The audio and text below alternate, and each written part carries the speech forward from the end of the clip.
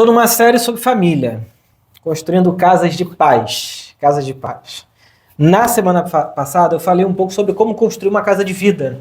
E aí falei do desafio nosso hoje, que é da gente se vincular. O desafio da vinculação, de sustentar vínculos, sustentar relacionamentos, que é um dilema grande do nosso mundo contemporâneo, né? E hoje eu resolvi falar de uma coisa muito desafiadora para mim, que é pais e filhos. Eu não tenho filhos, mas eu sou filho e tenho pais. E é uma coisa importante porque quando se trata de família, eu resolvi escolher 7 questões de família que eu acho que são importantes para a gente conversar aqui e refletir juntos, né? Falei sobre pais e filhos e o tema é reconstruindo relações. E eu fiquei pensando, como é que a Bíblia fala de pais e filhos? Eu sei que hoje existe uma ideia de que a Bíblia defende um certo tipo de família. Alguém vai dizer uma família tradicional, uma família assim assado. Só que se você conhece bem a Bíblia, se você já leu a Bíblia, eu já li a Bíblia toda algumas vezes. E se tem uma coisa que a Bíblia não tem, é uma família tradicional. Não tem.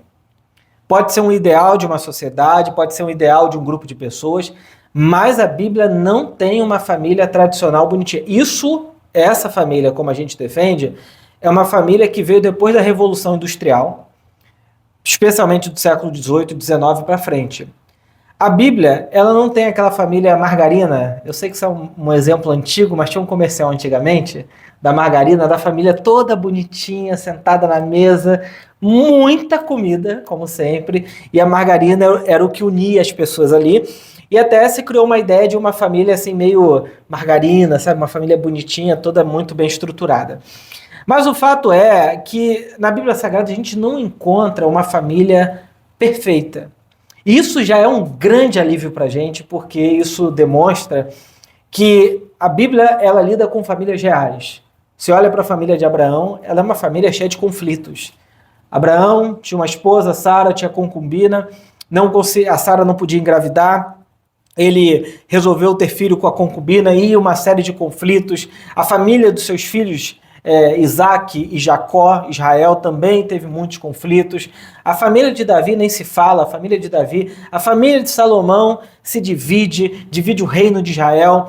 Então as famílias na Bíblia, elas são, digamos assim, bastante complicadas, né? E nem um pouco idealizadas. Então, e alguém pode perguntar, Herbert, e a família de Jesus?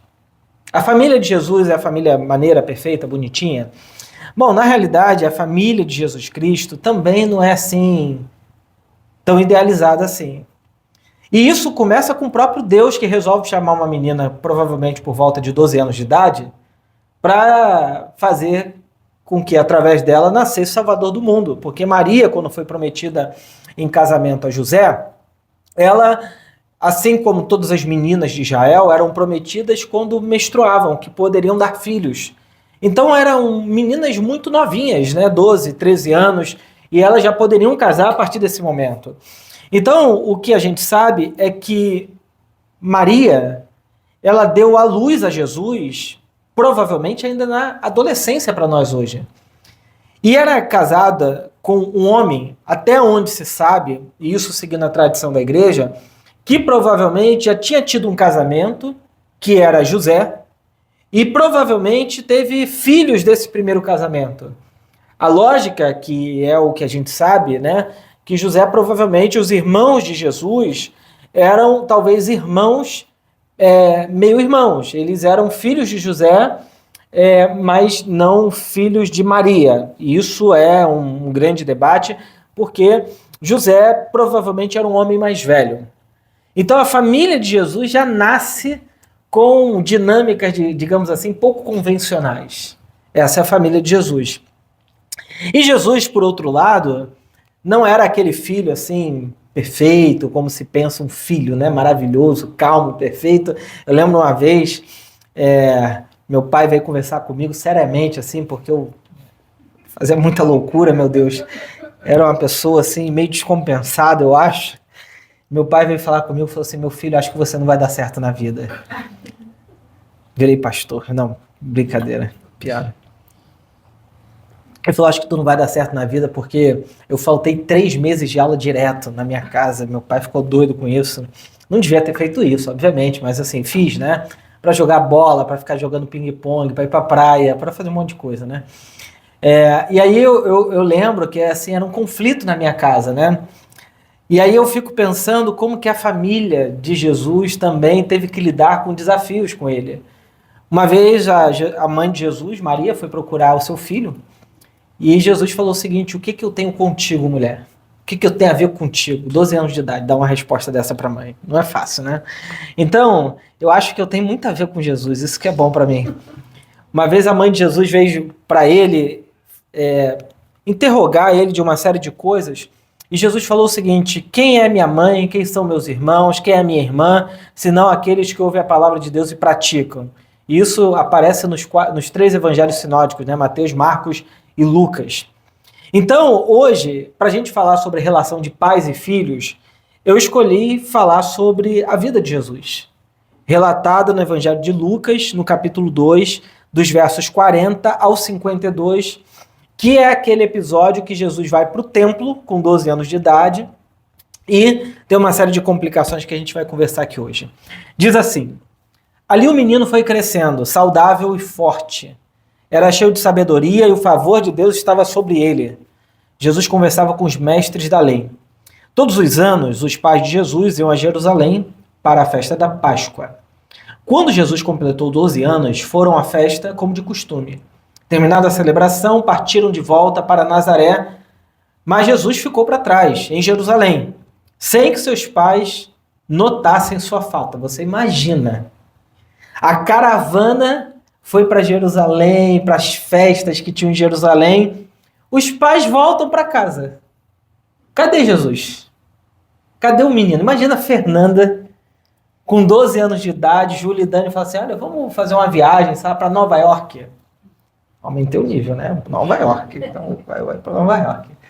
Pega o avião, tá dentro do avião, a comissária lá fazendo aqueles sinais de como é que você pula do avião se ele estiver caindo, todo mundo morre sempre, quase, né? Mas ela ensina como você segurar o banco, não sei o quê.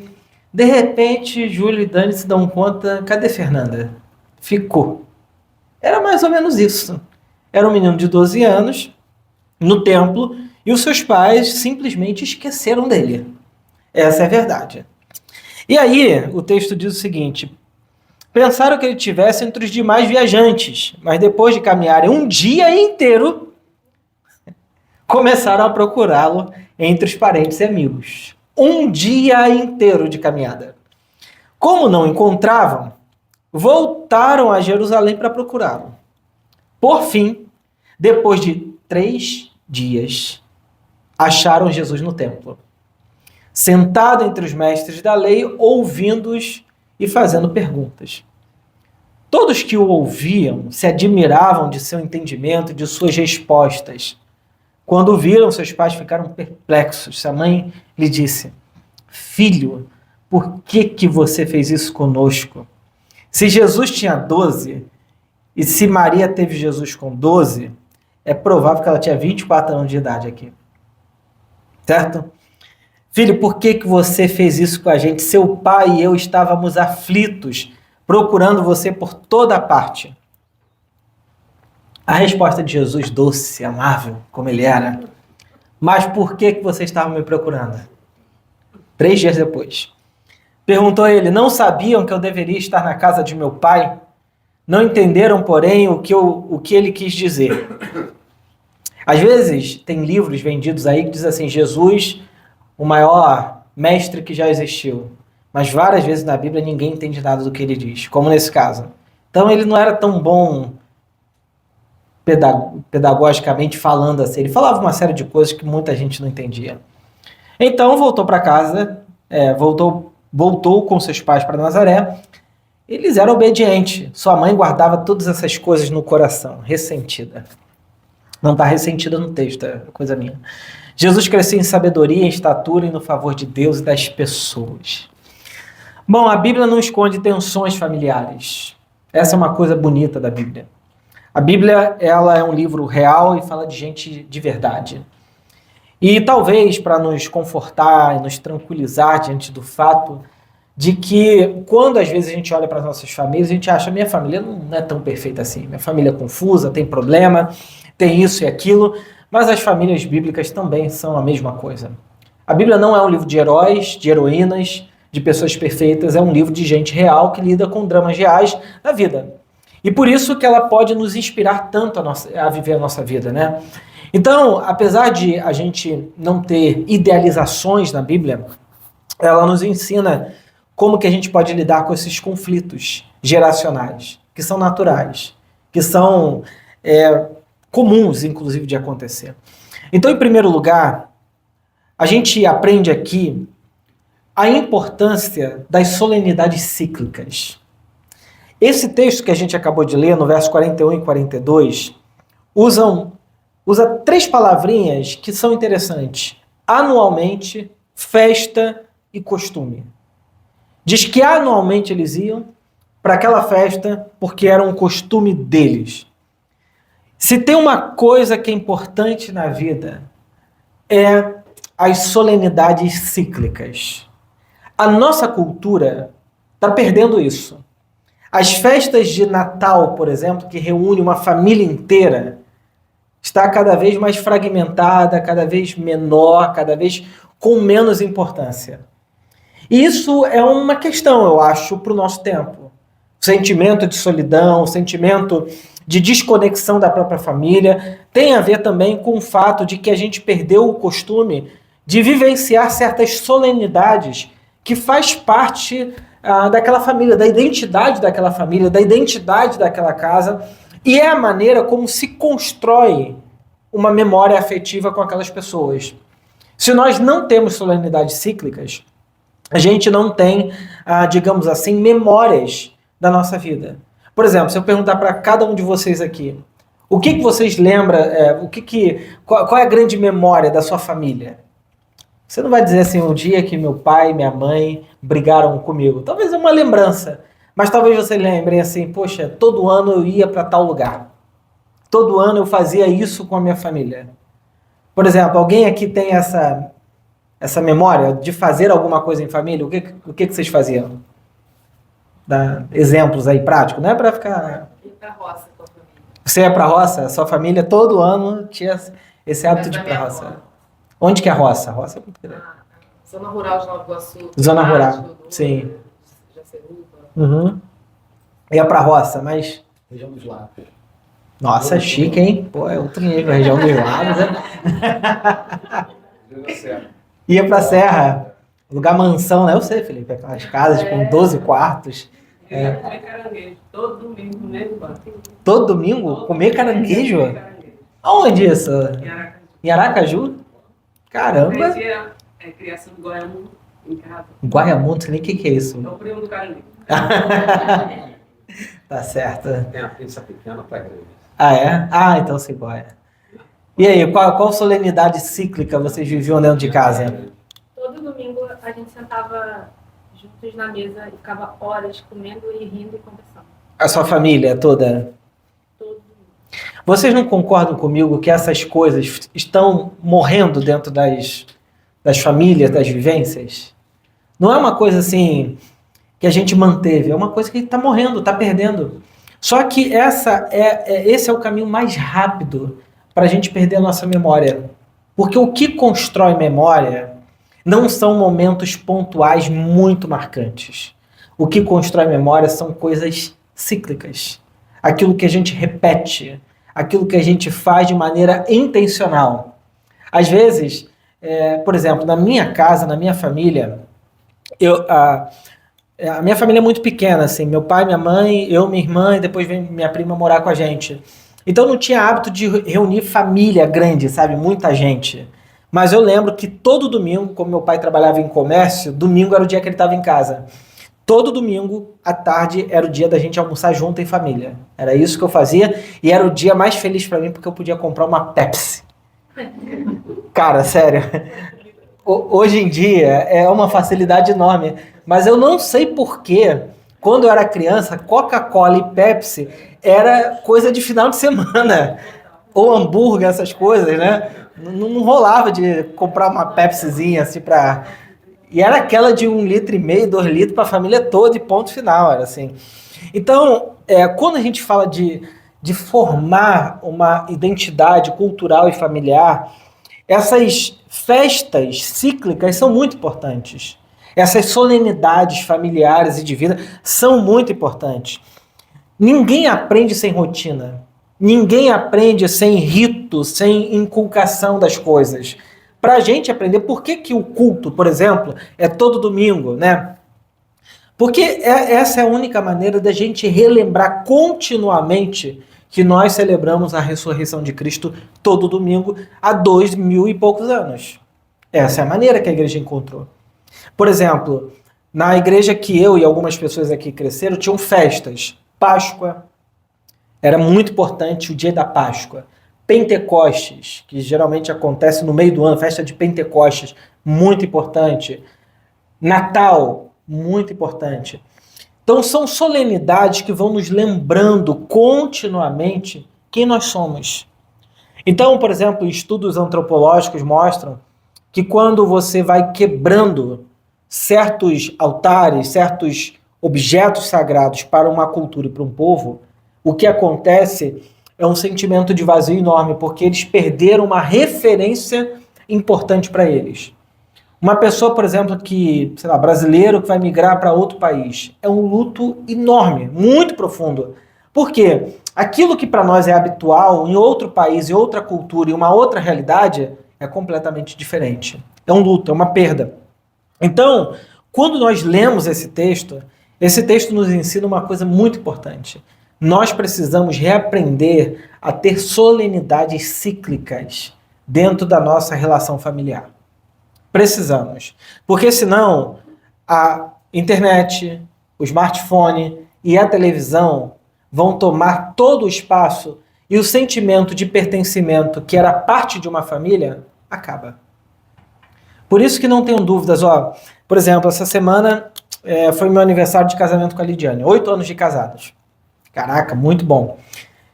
Eu falei assim, eu não posso fazer uma viagem longa porque nesse período de plantação não tem como, né? Eu falei, mas Lidiane, a gente precisa fazer alguma coisa. Então a gente foi para Búzios, obviamente. Ficamos de quarta a sexta-feira lá. Por quê? E a gente sempre fica perguntando, caramba, o que a gente fez em, 3 anos de casado, 5 anos? Sei que com o tempo você vai embora, né? Tu esquece. 10 em 10. Depois 10 em 10, 5 em 5, né?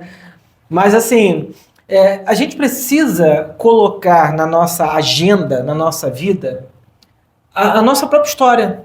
Criar momentos de solenidades que alimentam a nossa vida, alimentam a nossa memória. O ser humano é um ser de memória. O ser humano não é só um ser pragmático. Fazer, fazer, fazer. É um ser de memória. E a memória, tem um poeta que ele diz que a memória é o tecido da vida. Se você perder toda a sua memória hoje, quem é você? Você só é o que é pelas lembranças, memórias e construções que você tem da sua própria história. Só que a gente foi esvaziando as solenidades cíclicas e perdendo essa dimensão do que é a vida. Por isso que para muitos de nós a vida se tornou um grande buraco. A gente perdeu essa capacidade de se reencontrar, de se reencontrar, de se reencontrar. Eu me lembrei de que quando eu era novo, assim, meus pais falaram assim, a gente vai para Vitória para eu conhecer parte da família do meu pai, né? E eu fiquei tão empolgado com aquilo, tão empolgado, que eu não dormi à noite, 4h30 da manhã, eu fui chamar minha mãe. Falei, não tá na hora não da gente ir para Vitória e tal. Por quê? Porque essas memórias são construídas. E não tenham dúvidas, as boas memórias, elas não são e não acontecem por osmose. A gente precisa dedicar tempo. Por que as festas bíblicas, 4 festas bíblicas por ano? Porque as festas bíblicas era a maneira do povo construir a noção de tempo, temporalidade. Só que eram festas que o povo deveria produzir, como os judeus fazem até hoje. Se você for em Israel, no Shavuot, por exemplo, na festa dos tabernáculos, eles constroem as casas deles, as cabanas fora de casa, e tem todos aqueles ritos que são importantes para a vida. Então, a coisa da festa, da celebração, de você criar memórias cíclicas, demanda trabalho, demanda tempo de você. Agora, a segunda coisa que nessa construção de pais e filhos, de memórias, né, além das solenidades cíclicas, a segunda coisa que esse texto nos ensina é a importância da autonomia. E aqui é uma coisa importante, né? Os pais de Jesus perdem ele. Não sei se seu pai e sua mãe já te perdeu dentro de uma loja, por exemplo. Você já ficou perdido e entrar dentro de um... Ficar assim, meu Deus, eu lembro que uma vez meus pais me perderam numa loja, não sei se... acho que era uma loja lá de Bangu só, que era Magal, era o nome da loja. Eu fiquei preso dentro da loja, eu fui falar com o segurança, ele falou no microfone para todo mundo, minha mãe chegou assim desesperada porque tinha me perdido, né? Mas essa experiência da perda, ela é uma experiência interessante, né? E que revela também que, às vezes, a gente subestima muito crianças e adolescentes, a capacidade deles. Porque, talvez, na cabeça dos pais de Jesus, onde que Jesus estaria? Já que ele se perdeu, ele vai se envolver com coisas complicadas, ele vai fazer isso, aquilo. Mas quando os pais encontram Jesus, onde que ele estava? Ele estava no templo, discutindo com doutores da lei, conversando com eles. E isso é muito significativo e muito interessante, porque quando a gente pensa num processo de crescimento saudável dos indivíduos da nossa família, crescer é sempre um processo também de independência e autonomia. Existe dentro de nós o desejo de criar uma certa simbiose com a outra pessoa. Isso acontece muito no casamento, marido e mulher, uma certa simbiose, de modo que ou um ou outro vai perdendo suas características, e aí com o tempo ninguém se gosta mais. Ou uma simbiose com os filhos, e aí de modo que os filhos não têm autonomia, não têm criatividade, não têm espaço para eles crescerem.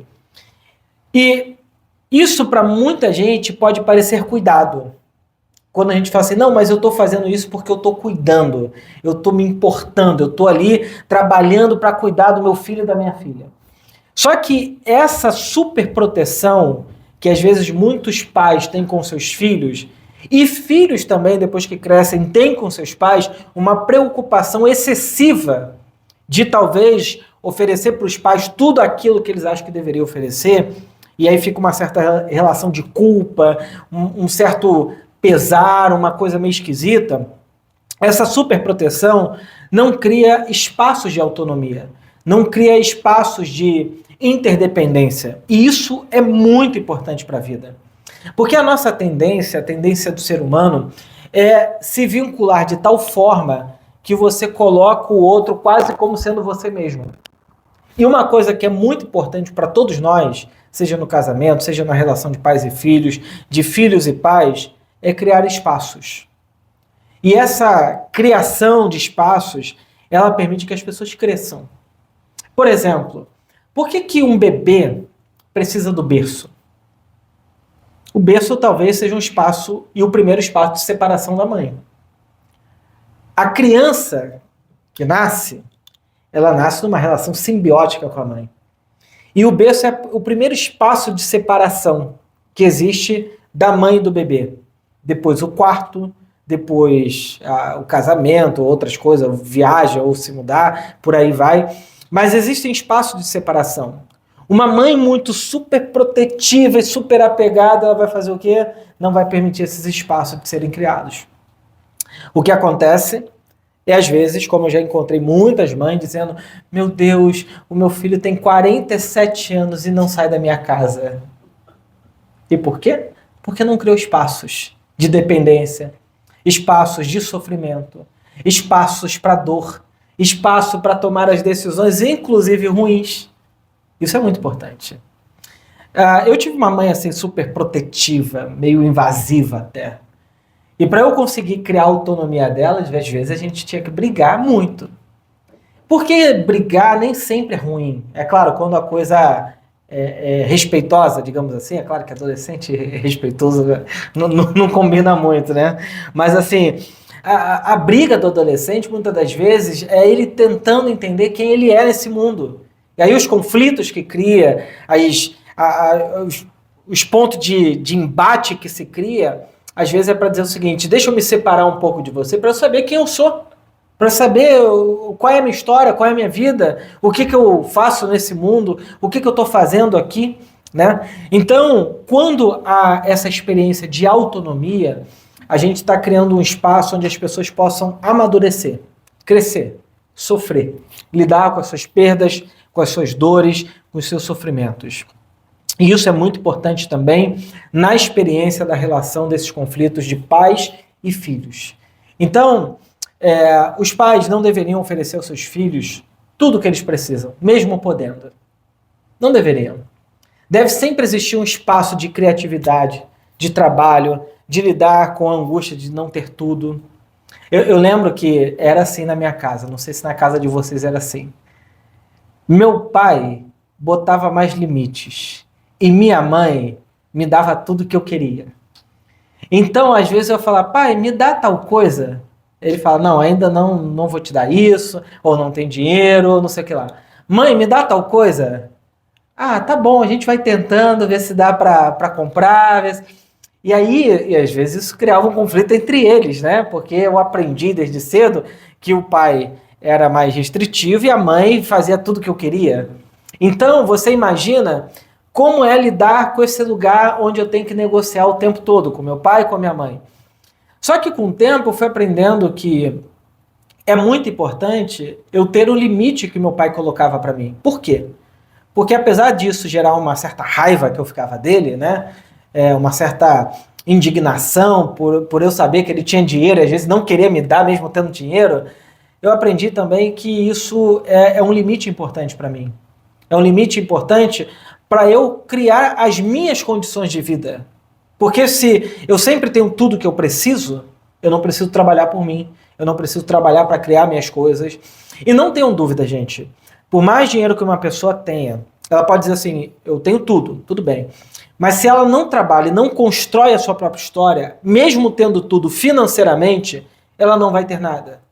Porque uma das coisas mais importantes da vida, e essa é a grande questão do ser humano, é que nós temos uma dimensão de espiritualidade que diz: qual é o meu sentido nesse mundo?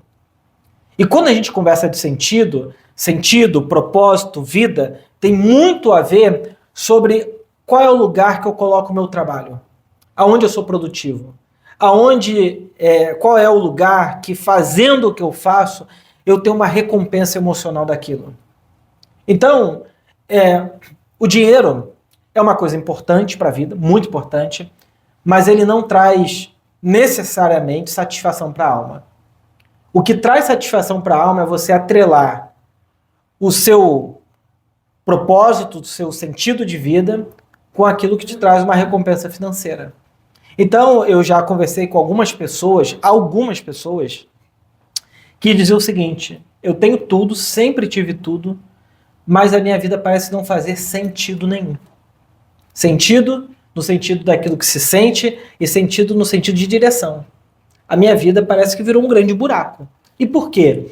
Porque quem não criou esses espaços próprios de vida, de trabalho, de criatividade, vai sempre se sentir: eu tô meio perdido. Eu tô sem lugar no mundo. Então, é muito importante esses espaços de autonomia para que as pessoas possam saber quem elas são. Bom, além das solenidades cíclicas e da autonomia, a última coisa é a importância do conflito honesto entre as gerações. Aqui é, às vezes, onde o bicho pega. Porque quando os pais, o menino, eles se acham, o clima fica meio tenso entre eles. O texto diz assim no verso 48: logo que seus pais o viram, ficaram maravilhados, a sua mãe lhe disse: filho, por que você fez isso com a gente? Teu pai e eu estávamos aflitos à tua procura. Então os pais angustiados, aflitos, em tensão. E ele respondeu: por que vocês estavam me procurando? Não sabia que eu tinha que estar na casa do meu pai, não compreenderam as palavras que eu disse. E aí Jesus obedece aos seus pais e vai submisso com eles, né? Então é uma mistura aqui de sentimentos, emoções, reações, Por exemplo, a gente pode perceber nesse texto uma admiração, ao mesmo tempo uma aflição, uma angústia, um inconformismo, uma série de coisas. E é natural que seja assim. Todas as gerações, as novas e as antigas, elas convivem na mesma sociedade. Então, hoje no Brasil, por exemplo, nós temos pessoas que nasceram na década de 60, de 50, ao mesmo tempo que tem gente que nasceu no ano 2000, convivendo no mesmo espaço. Isso é um conflito enorme. Por exemplo, a maneira como se trabalha. Tem jovens, adolescentes, que estão começando a vida ganhando muita grana em rede social.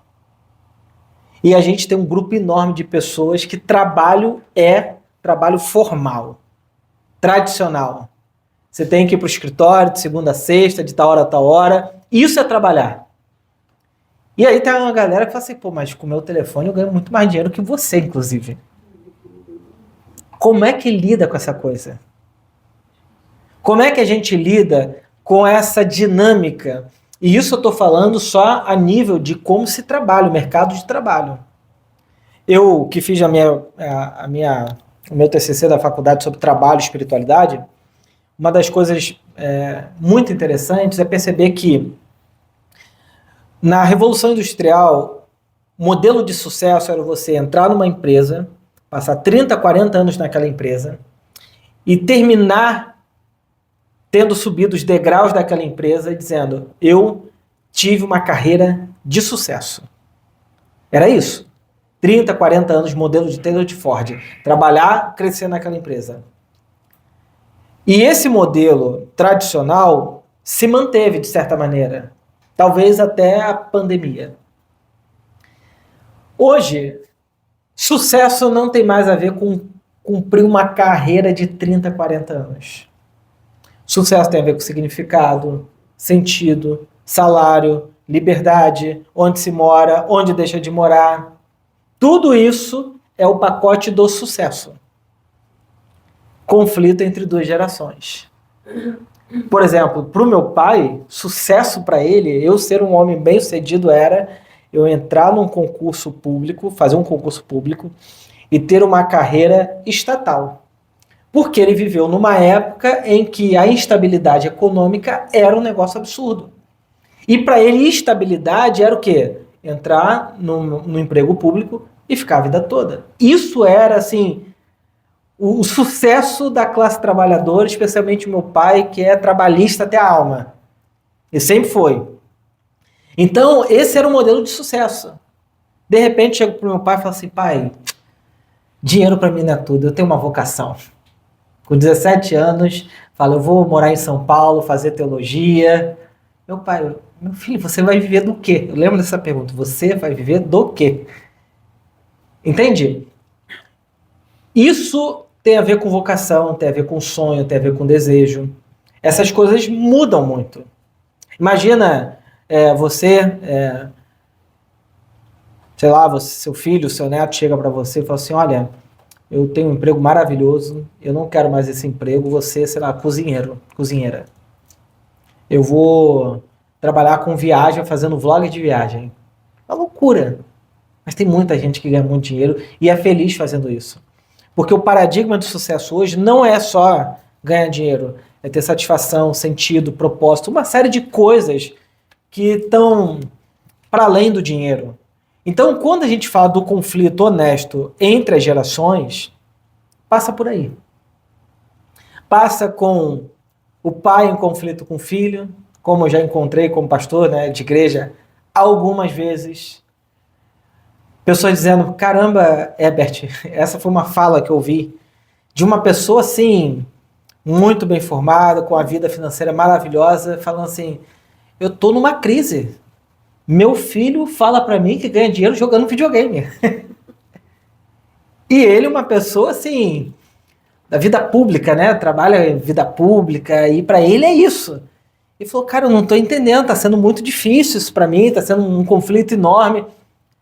Entende? É um conflito de gerações. Quando a gente olha para esse texto bíblico aqui e a gente vê Jesus e a sua família, os pais falam da sua angústia E o filho explica a perspectiva de coisas que são novas para o mundo deles. Como é que lida com isso? Será que os pais têm que apagar os filhos? Será que os filhos têm que prevalecer sobre os pais? Isso é muito interessante porque na sequência do texto diz que Jesus se submete aos pais e ele vai embora com eles. Então, nesse conflito aqui, no desentendimento, que são inevitáveis, e tem que ter espaço para desentendimento numa família saudável. Uma família saudável que não tem desentendimento, provavelmente é um silenciamento doentio. Há um sofrimento calado ali. E tudo aquilo que a gente guarda, cala, esconde, recalca, como dizia o Freud, adoece. Então é muito importante que a gente fale. Ah, meu filho é tão bom, minha filha é tão maravilhosa, ela não fala nada para mim. É tão quietinha, não tem conflito nenhum com você, nenhum. É uma bênção. Pode ter adolescente aqui. Cuidado. E tem adolescente aqui? Mais ou menos, aqui não tem adolescente não. Ninguém. Tem um baby na barriga ainda. Só Tem um baby. Só parece. Mas o mais perto do adolescente tá aqui fora, que é o Mateus. É o mais próximo ali, né? Mas aqui tá bem, tá longe. A galera aqui foi embora já. Miguel com aquela carinha ali já. Daqui a pouco faz 30 anos aí. Então é muito importante a gente entender que os conflitos são importantes para a vida. São necessários. E aí, quando a gente pensa na liberdade, na autonomia, há outras questões aqui que também são parte da submissão. E aqui é uma conversa interessante de entender que apesar dos pais de Jesus terem dado liberdade para ele, conversarem com ele, não chegar impondo, não chegar dizendo, você fez isso. Não, perguntar. Há também um critério e um ponto interessante que é colocar certos limites. Jesus, é o seguinte, eu entendi a sua conversa, você está aí debatendo, agora é o seguinte, vamos para casa. Ponto final. Tem coisas que não há negociação. Você vai tomar vacina? Tem que tomar vacina. Tem que botar o cinto de segurança no carro? Tem que botar o cinto de segurança no carro. Então há algumas coisas que são inegociáveis. Há algumas coisas que são, assim, pontuais. E aí, sábios e felizes são aqueles que conseguem distinguir o que é inegociável daquilo que dá para negociar. Aquilo que é ponto que não tem como é aquilo que tem que abrir mão, dar liberdade, dar espaço. E aí o resultado disso é no verso 52 que diz Jesus crescia em sabedoria, em estatura, no favor de Deus e das pessoas. E aí alguém pergunta assim, mas Herbert, eu entendi isso. Então a gente precisa de solenidade cíclica, a gente precisa de autonomia e a gente precisa também de um conflito honesto entre as gerações. Mas o evangelho nisso tudo? O evangelho ele aparece num ponto para mim central nesse texto, que é saber depender de Deus nos conflitos. Porque muitas das vezes o nosso coração fica muito angustiado e muito preocupado com: será que eu estou fazendo certo? Será que eu estou educando da melhor maneira? Será que eu estou lidando da melhor maneira com os meus pais, com meus filhos? E sempre essa angústia de saber o que é melhor, o que é certo, qual é o limite disso tudo. Mas o que eu acho que o Evangelho nos chama é a confiar em Deus. Quando o nosso coração tiver angústia, tiver com medo, o Evangelho nos chama a confiar em Deus e a depender dEle. Fazer o melhor, mas depender dEle. Porque para os pais, a crise de educar é muito grande. Depois, quando os filhos crescem, a crise de cuidar dos pais também é muito grande. A gente está vivendo talvez uma era em que nós veremos nos próximos anos uma sociedade mais envelhecida. E o que no passado era um conflito de como educar filhos, vai ser um conflito de como que a gente lida com os nossos pais, com os nossos idosos, com as pessoas mais velhas da nossa sociedade. Então a expectativa é que até 2050, o Brasil seja majoritariamente um país de pessoas mais velhas. Majoritariamente. Então há um conflito e há uma balança nas duas pontas. Quem está criando filhos e cuidando de filhos, e quem está cuidando e lidando com seus pais. Então a gente, como igreja, precisa aprender a depender de Deus, tanto na criação dos filhos, mas também no cuidado com os pais mais velhos. Que esse é um princípio de honra para a gente. Então, colocar o nosso coração em Deus e descansar em Deus, talvez seja o grande desafio para a gente. Um grande desafio. E eu acho que é para isso que o Evangelho nos convida.